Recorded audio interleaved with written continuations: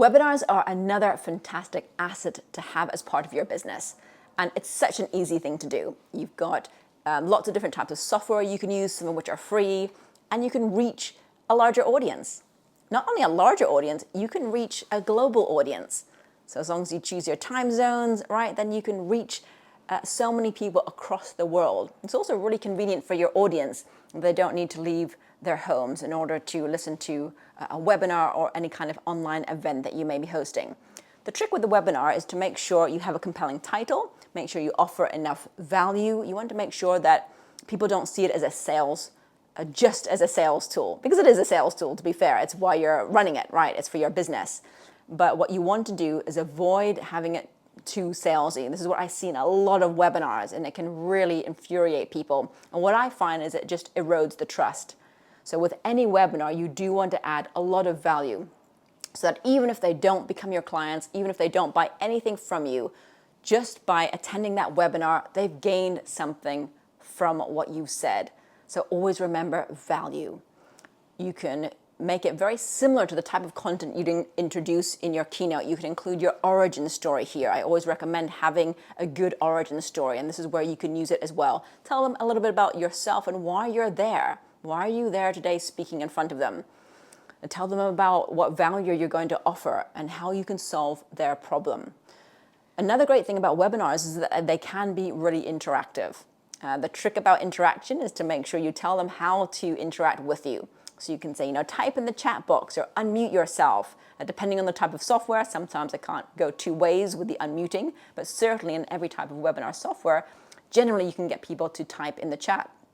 And that's actually a really fantastic way to interact with your audience. It also gives them the opportunity to share an opinion or engage with you, and for you to get the opportunity to know a little bit more about your audience. And that can be really, really important. Sometimes if I'm delivering a talk, I might say, on a scale of 1 to 10, how nervous are you about public speaking? And that gives me really important information. If they all say, yep, 10 out of 10, we're really confident, we just want to pick up some techniques, then that will be very different to if most of them said, I'm terrified of public speaking, then I'll talk more about confidence. So it gives you as a host an opportunity to learn more about your audience.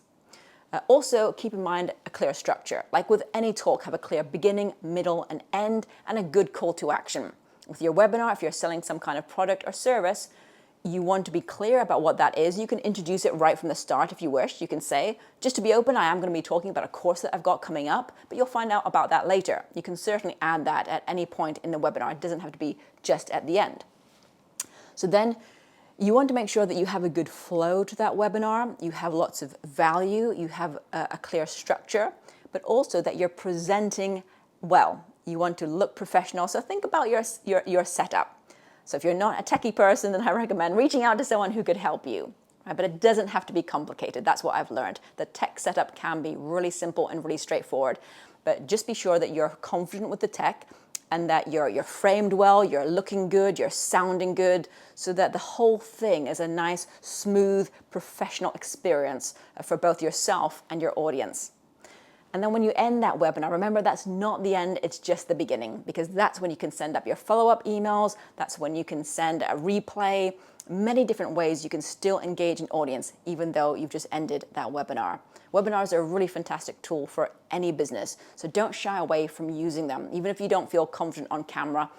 Really, it's about creating useful content, creating a nice flow and structure, being clear on what you're talking about, and then presenting well on camera, which I believe everyone can do with just a bit of practice.